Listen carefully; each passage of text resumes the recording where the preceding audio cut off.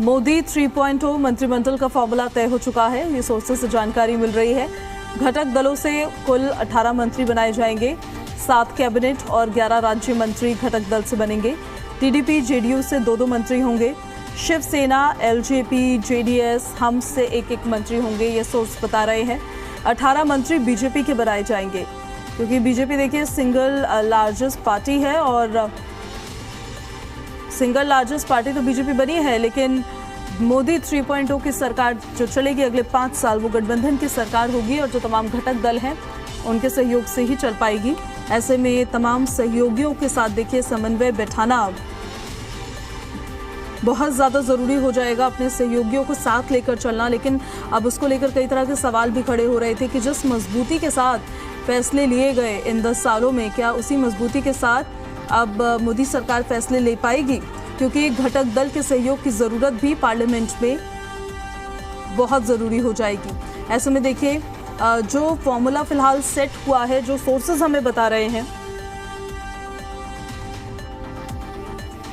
वो जो कमेटी बनी है, अनऑफिशियल एक कमेटी बनी है, गृह मंत्री अमित शाह, जेपी नड्डा और राजनाथ सिंह की जो एलायंस से बात कर रहे हैं, उसमें जयंत चौधरी से बात हुई थी। तो जयंत चौधरी का अपने मंत्री बनना तय है। उसी तरह से साउथ से अगर देखा जाए, पूरा केरल और तमिलनाडु का रिप्रेजेंट करने के लिए सुरेश गोपी जो इकलौता सांसद है केरल से, उनको मंत्री बनाया जाएगा। उसी तरह से राज्यसभा में अगर कोई साउथ का है तो उसको बनाया जाएगा। तमिलनाडु से होगा तो डी पुरंदेश्वरी या फिर सी.आर. रमेश, इनमें से एक मंत्री बनेगा। टीडीपी से हो सकते हैं। और मतलब कहीं ना कहीं जातीय समीकरण को साधने की कोशिश करेंगे। जाट कम्युनिटी से होगा। जयंत चौधरी अगर हैं तो राजकुमार चाहर बीजेपी के, उनको भी बनाया जा सकता है।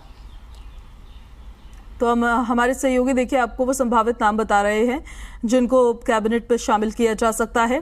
मोदी 3.0 गठबंधन की ये सरकार अगले 5 साल तक चलने वाली है और घटक दलों से 18 मंत्री बनाए जाएंगे, 7 कैबिनेट मंत्री बनेंगे, जिनको मंत्रालय दिया जाएगा और 11 राज्य मंत्री बनाए जाएंगे और 18 मंत्री बीजेपी से ही बनाए जाएंगे। बीजेपी सिंगल लार्जेस्ट पार्टी बनी है इन लोकसभा इलेक्शंस में, लेकिन बहुमत का आंकड़ा नहीं छू पाई। इस वजह से गठबंधन का प्रेशर जरूर है और गठबंधन के जो साथी है उन्होंने प्रधानमंत्री नरेंद्र मोदी को अपना नेता चुना है। कल जब संसदीय दल की बैठक हुई थी तब उन्होंने चुना था, यानी कि प्रधानमंत्री नरेंद्र मोदी ही अगले 5 साल तक आपके प्रधानमंत्री बनने वाले हैं। लेकिन गठबंधन की इस सरकार में ये जो तमाम घटक दल हैं उनकी अपनी अपनी मांगे हैं। तो अब मोदी 3.0 मंत्रिमंडल का फॉर्मूला देखिए लगभग तय हो चुका है, सोर्सेज हमें ये बता रहे हैं। और ये जानकारी मिल रही है कि 18 मंत्री घटक दलों से बनाए जाएंगे, 18 मंत्री बीजेपी से बनाए जाएंगे। शिवसेना, एलजेपी, जेडीएस, हम, इनसे 1-1 मंत्री बनाए जा सकते हैं और टीडीपी और जेडीयू से 2-2 मंत्री बनाए जा सकते हैं।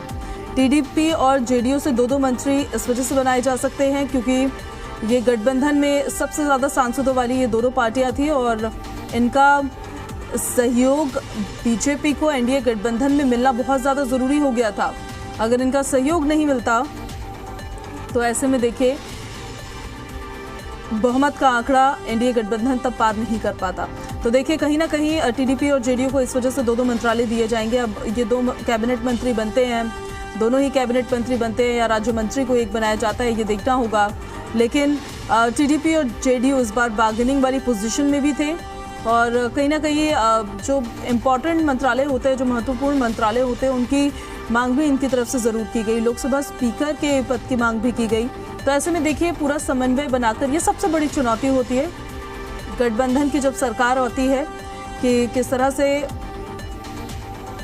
आगे बढ़ेगी मोदी 3.0 की सरकार। देखिए जयंत चौधरी का मंत्री बनना तय है।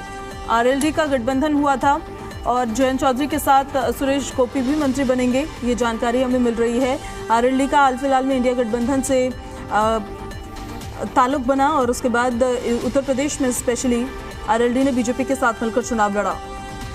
तो जयंत चौधरी और सुरेश गोपी ये मंत्री बनाए जा सकते हैं। इन्हीं के साथ साथ और भी नाम कुछ सामने आएंगे, वो हम आपको बताएंगे। फिलहाल सोर्सेज हमें ये बता रहे हैं जयंत चौधरी और सुरेश गोपी का मंत्री बनना तय है।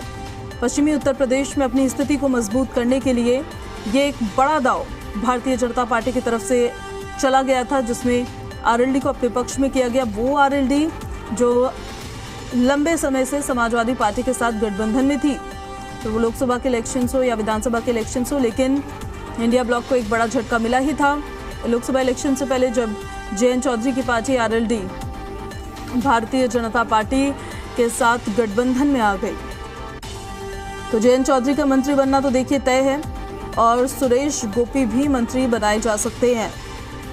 अब राज्य मंत्री बनेंगे या कोई कैबिनेट मंत्री बनेंगे, ये उसके लिए इंतजार करना होगा, क्योंकि देखिए कल प्रधानमंत्री नरेंद्र मोदी पद और गोपनीयता की शपथ लेंगे प्रधानमंत्री के रूप में, और उम्मीद यही है कि कल कैबिनेट मंत्री भी शपथ ले सकते हैं। जो कैबिनेट होगा, मोदी 3.0 का जो कैबिनेट होगा, उसको लेकर फॉर्मूला अब ऑलमोस्ट जो जानकारियां मिल रही है कि वो तय हो चुका है।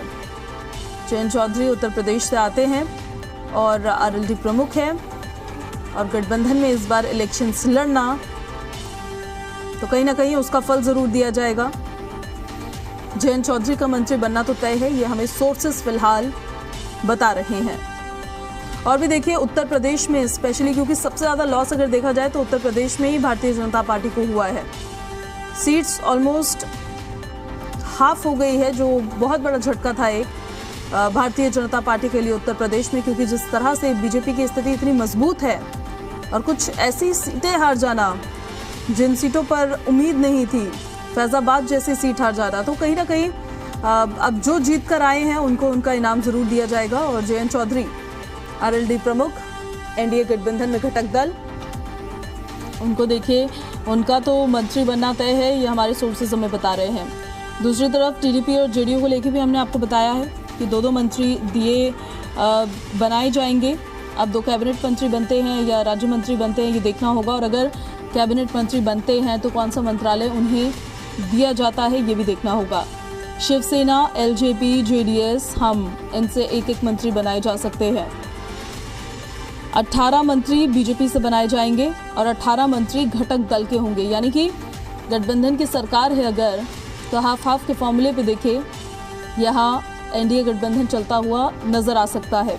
हालांकि ये सोर्सेज ही हमें बता रहे हैं, ये तमाम जानकारियाँ जो हम आपको दे रहे हैं। अभी कैबिनेट मंत्री जब कल शपथ लेंगे तो ये साफ हो जाएगा कि मोदी के कैबिनेट में किस किस को जगह मिलती है। साउथ से लेकर नॉर्थ तक, ईस्ट से लेकर वेस्ट तक, एनडीए गठबंधन में जो तमाम घटक दल है,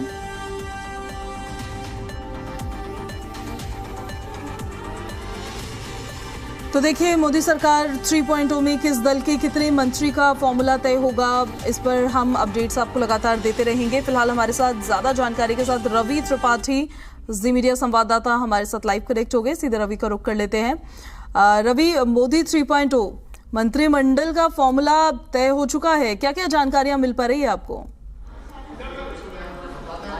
नहीं, देखिए अभी सारी चीज़ें तय नहीं होंगी, आज शाम तक लगभग चीज़ें फाइनल हो जाएंगी कि क्या कौन कौन से लोग मंत्रिमंडल में होंगे। हालांकि जो सहयोगी दल हैं उनसे लगभग बातचीत होगी। अगर आप कल गौर करें तो प्रधानमंत्री को नेता, जो सदन का नेता चुने जाने के बाद लगातार बैठकों का दौर चला, चाहे वो जयंत चौधरी के साथ हो, नीतीश कुमार के साथ हो, चंद्रबाबू नायडू के साथ हो, चिराग पासवान के साथ हो, तो एक एक करके जितने भी सहयोगी दल हैं, लगभग 21 सहयोगी दल हैं, उनसे बातचीत हो चुकी है। उनको क्या रिप्रेजेंटेशन देना है, नीतीश कुमार की पार्टी को कितना, चिराग पासवान को कितना, जीतन राम मांझी को 1 सीट, जीतन राम मांझी को मिलेगा एक कैबिनेट मंत्री, एक हो सकता चिराग पासवान को कैबिनेट मंत्रालय मिल सकता है। नीतीश कुमार को कहा जा रहा है कि 3 के आसपास कैबिनेट मंत्रालय मिल सकता है। इसी तरह से टीडीपी को भी 3 के आसपास कैबिनेट मंत्रालय मिल सकता है। तो टीडीपी हो गया, महाराष्ट्र में शिवसेना को आपको देना पड़ेगा, तमाम जो आपके सहयोगी दल हैं उसको दिया जाएगा। एक आंकड़ा है कि लगभग 81 मंत्री बनाए जा सकते हैं प्रधानमंत्री को साथ लेकर। तो 81 में से मुझे लगता है कि 50 से 60 के आसपास मंत्री कल शपथ लेंगे, और शपथ ग्रहण समारोह में ये झलक दिखेगी कि जहां जहां चुनाव होने हैं इसी साल उसका ध्यान रखा जाएगा। और उसके आने वाले समय में जो चुनाव होना है, देखिए हरियाणा हो गया, महाराष्ट्र हो गया, झारखंड हो गया, फिर दिल्ली हो गया, फिर उसके बाद बिहार उसी साल चुनाव होना है, जम्मू कश्मीर में भी इस साल चुनाव होना है। तो जिन राज्यों में चुनाव है उसका विशेष ख्याल रखा जाएगा। और साथ साथ जो गठबंधन के अहम सहयोगी हैं, चाहे वो टीडीपी हो, चाहे जेडीयू हो, चाहे फिर शिवसेना हो, चाहे चिराग पासवान हो, इनको अहम मंत्रालय भी दिया जा सकता है, ये जानकारी मिल रही है। रवि, इस बार बीजेपी थोड़ा सा बैकफुट पर जरूर रहेगी, क्योंकि सरकार गठबंधन की चलेगी अगले 5 साल तक, और पूरा बहुमत के आंकड़े तक तो बीजेपी नहीं पहुंच पाई थी इन इलेक्शंस में। बिल्कुल सही कह रहे हैं आप, चूंकि मैंडेट ऐसा ही है कि बीजेपी को बैकफुट पे रहना पड़ेगा, क्योंकि आपको गठबंधन की सरकार है, ये अकेले दम की सरकार नहीं है, तो आपको समझौता करके रहना पड़ेगा, आपको सहयोगी दलों को खुश करके रखना पड़ेगा, आपको तमाम बातें वो करनी पड़ेगी जिसमें सहयोगी दल नाराज ना हो और बीजेपी का रिप्रेजेंटेशन भी बना रहे। तो ये तालमेल बैठाना होगा कि किस तरह बीजेपी के नेताओं को भी ना लगे कि बहुत हम पीछे हट गए हैं, और किस तरह से ये लगे कि आप सहयोगी दलों का भी पूरा सम्मान रख रहे हैं। चलिए रवि, आपसे अपडेट्स लेते रहेंगे। शुक्रिया आपका फिलहाल इन सारी जानकारियों के लिए। और यहाँ रुक रहे एक बहुत छोटे से ब्रेक के लिए, आप बने रहिए हमारे साथ।